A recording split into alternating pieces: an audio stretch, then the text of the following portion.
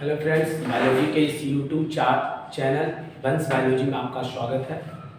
पिछले क्लास तक हम लोग अलैंगिक जनन की विधियां पढ़े थे। आज हम लोग पढ़ेंगे लैंगिक जनन में होने वाली घटनाएं। तो आइए हम लोग देखते हैं लैंगिक जनन में होने वाली घटनाएं कितने प्रकार के होते हैं। लैंगिक जनन में होने वाली घटनाएं, events in sexual reproduction.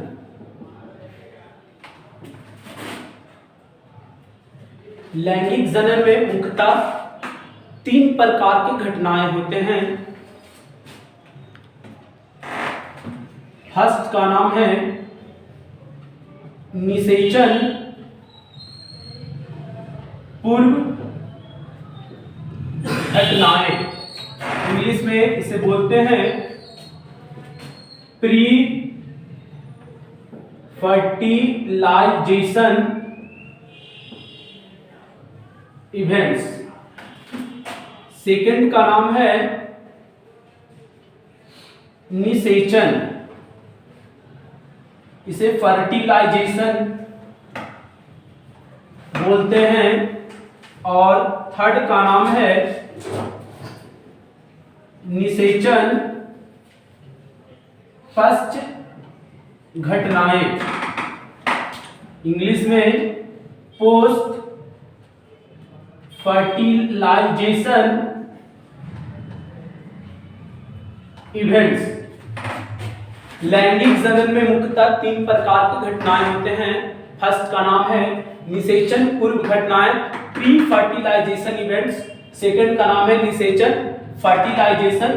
Third का नाम है निषेचन पश्च घटनाएं, पोस्ट फर्टिलाइजेशन इवेंट्स। अब हम लोग तीनों को बारी बारी से पढ़ेंगे। फर्स्ट है निषेचन पूर्व घटनाएं। यदि हम निषेचन पढ़ लेते हैं फर्टिलाइजेशन, तो निषेचन पूर्व घटनाएं और निषेचन पश्च घटनाएं को समझना काफी आसान हो जाएगा। तो हम लोग पहले पढ़ेंगे निषेचन। तो निषेचन, जब नर का युग्मक मादा के अंडाणु के साथ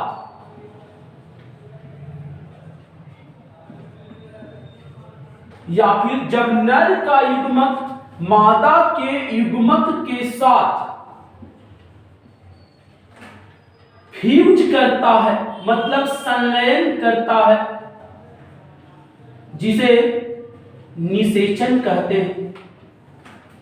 जब नर का युग्मक मादा के युग्मक के साथ संलयन करता है, मिलता है, तो उस क्रिया को निषेचन कहते हैं। और निषेचन होने से पहले जो घटनाएं होती है उसे निषेचन पूर्व घटनाएं कहते हैं। और निषेचन के बाद जो घटनाएं होती है उसे निषेचन पश्च घटनाएं कहते हैं। यही परिभाषा, निषेचन का परिभाषा यहाँ पे कॉपी करेंगे, लेकिन कुछ बातों को उसमें जोड़ेंगे हम लोग। जब नर का युग्मक मादा के अंडाणु के साथ, मादा के युग्मक के साथ संलयन होने से पहले, संलयन होने से पहले जो घटनाएं होती है उसे निषेचन पूर्व घटनाएं कहते हैं। नर युग्मक और मादा युग्मक के मिलने से पहले जो घटना होती है, तो वो घटना होती है युग्मक का निर्माण होता है। युग्मक का निर्माण होता है, जिसे हम लोग युग्मक जनन भी कहते हैं। इसे युग्मक जनन को हम लोग इंग्लिश में गैमेटोजेनेसिस कहते हैं। तो आएगा निषेचन पूर्व घटनाएं से आप क्या समझते हैं, क्या है? तो यहाँ पे आपको परिभाषित करना होगा, जब नर का युग्मक मादा के युग्मक से संलयन होने से पहले जो घटनाएं होती है उसे निषेचन पूर्व घटनाएं कहते हैं। इसके परिणाम स्वरूप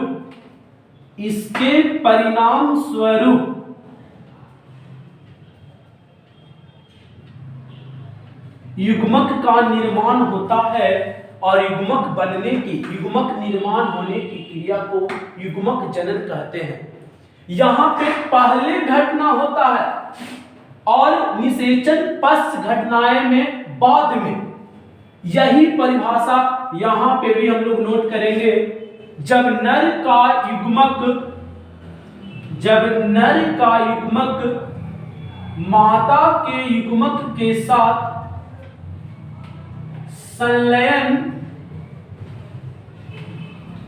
होने के बाद जो घटनाएं होती है उसे निषेचन पश्च घटनाएं कहते हैं। इसके परिणाम स्वरूप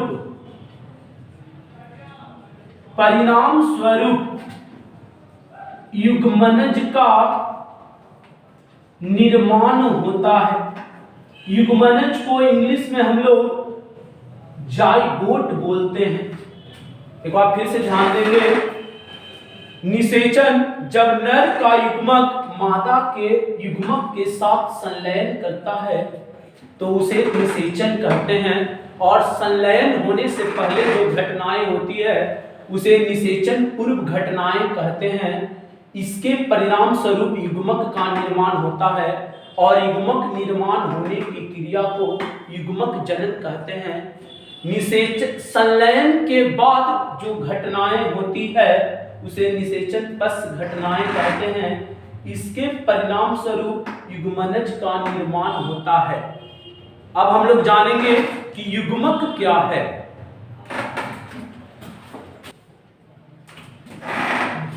अब हम लोग जानेंगे कि युग्मक क्या है। तो युग्मक क्या है और युग्मक कितने प्रकार के होता है। तो युग्मक मुख्यतः 3 प्रकार के होता है। पहला का नाम है समयुग्मक होमोगैमेट्स, दूसरा का नाम है असमयुग्मक एनिसोगैमेट्स और थर्ड का नाम है अंडयुग्मक ओगैमस। अब हम लोग ध्यान देंगे युग्मक है क्या। तो युग्मक अर्धगुणित होता है। युग्मक अर्धगुणित होता है। इसे इंग्लिश में हम लोग हाफ प्लॉइड भी कहते हैं।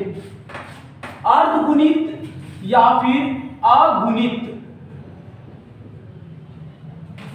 इसका निर्माण अर्धसूत्री कोशिका विभाजन के समय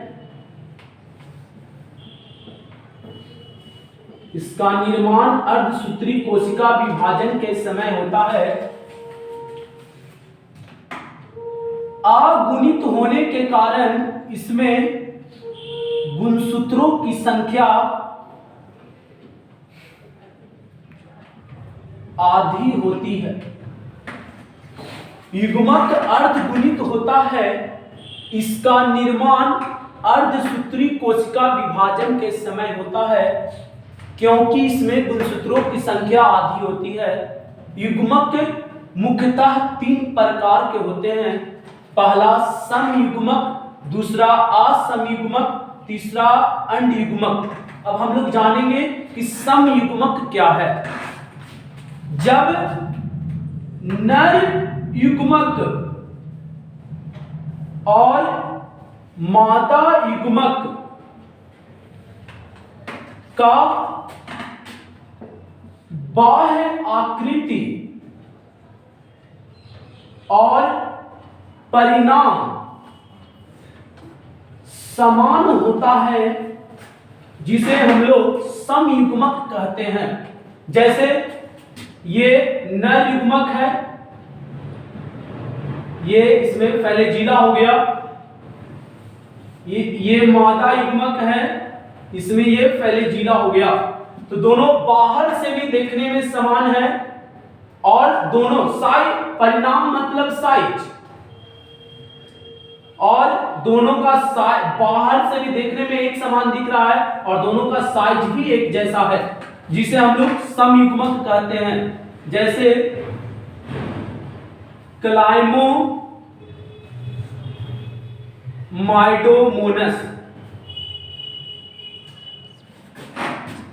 राइजोपस। अब हम लोग जानेंगे कि असमयुग्मक क्या है। जब नर युग्मक और मादा युग्मक का बाह्य आकृति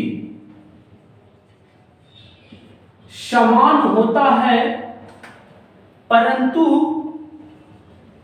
परिणाम भिन्न होता है, जिसे असमयुग्मक कहते हैं। जैसे यहां पे ध्यान देंगे, ये जो हम स्ट्रक्चर बना रहे हैं ये नर का हो गया, नर युग्मक का, और ये जो स्ट्रक्चर बना रहे हैं मादा युग्मक का। अब हम यहां पे देख रहे हैं क्या कि दोनों दिखने में एक समान लग रहा है परंतु दोनों का साइज भिन्न है, एक का बड़ा साइज है और एक का छोटा, जिसे हम लोग असमयुग्मक कहते हैं। जैसे फ्यूकस,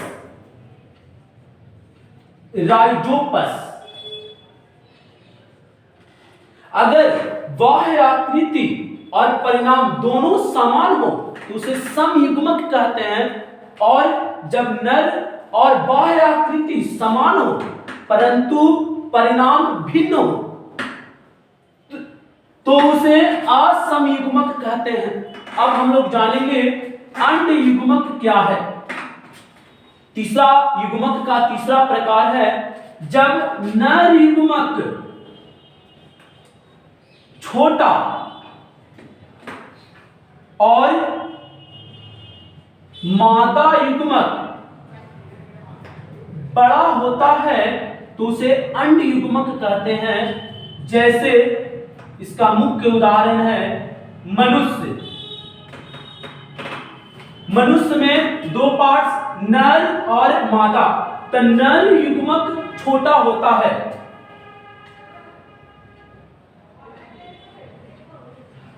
ये शुक्राणु हो गया, और मादा में मादा युग्मक अंडाणु, जो मनुष्यों में सबसे बड़ी कोशिका अंडाणु होती है, मादा युग्मक बड़ा होता है, और मनुष्य की सबसे छोटी कोशिका शुक्राणु होती है, जो नर युग्मक सबसे छोटा होता है। जब नर युग्मक छोटा और मादा युग्मक बड़ा होता है तो उसे अंड समुच्चय कहते हैं। एक बार फिर से देखेंगे, युग्मक से यह अगुणित होता है, इसका निर्माण अर्धसूत्री कोशिका विभाजन के समय होता है, इसमें गुणसूत्रों की संख्या आधी होती है। यहां पे एक लाइन और जान जाएंगे कि नर युग्मक को शुक्राणु कहते हैं। शुक्राणु को इंग्लिश में हम लोग स्पर्म बोलते हैं, और मादा युग्मक को अंडाणु कहते हैं, इंग्लिश में इसे ओव्यूम बोलते हैं। युग्मक मुख्यतः तीन प्रकार के होता है। पहला है समयुग्मक होमोगैमेट्स, दूसरा है असमयुग्मक एनिसोगैमेट्स, तीसरा है अंड युग्मक ओगैमस।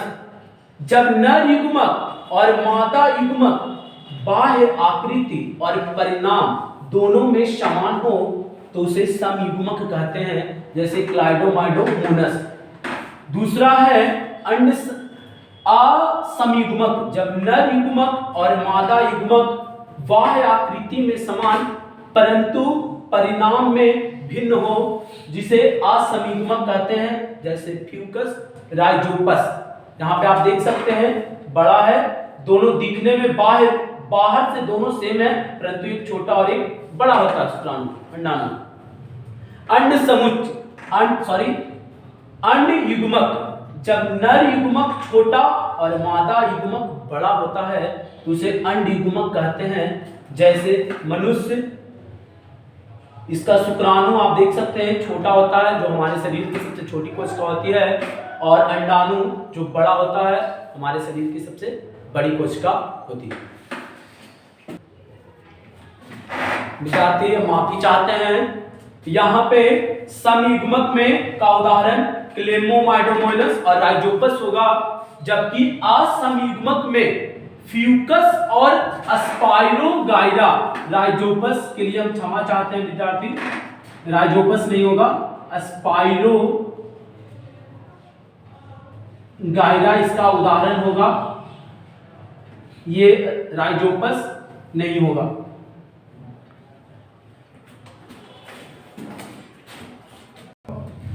हेलो, आज जितने भी टॉपिक्स पढ़ाए हैं उससे संबंधित प्रश्न कुछ जो हम लोग आप लोग को बना करके मेरे टेलीग्राम चैनल बंस जहानाबाद पर सेंड करना है। फर्स्ट क्वेश्चन है युग्मनज का निर्माण किस घटना में होता है। सेकंड क्वेश्चन है युग्मक जनन का निर्माण किस घटना में होता है। थर्ड क्वेश्चन है युग्मक का निर्माण किस विभाजन में होता है। नर युग्मक और मादा युग्मक का नाम बताएं। समयुग्मक, अंडयुग्मक और असमयुग्मक का उदाहरण बताएं। एक बात हमेशा ध्यान में रखें, युग्मक सदैव अगुणित होता है, चाहे वो जनक अगुणित हो चाहे वो जनक द्विगुणित हो, उससे अर्धसूत्री विभाजन होकर जो युग्मक का निर्माण होगा वो हमेशा अगुणित होगा। तो ठीक है बच्चों, मिलते हैं अगले वीडियो में।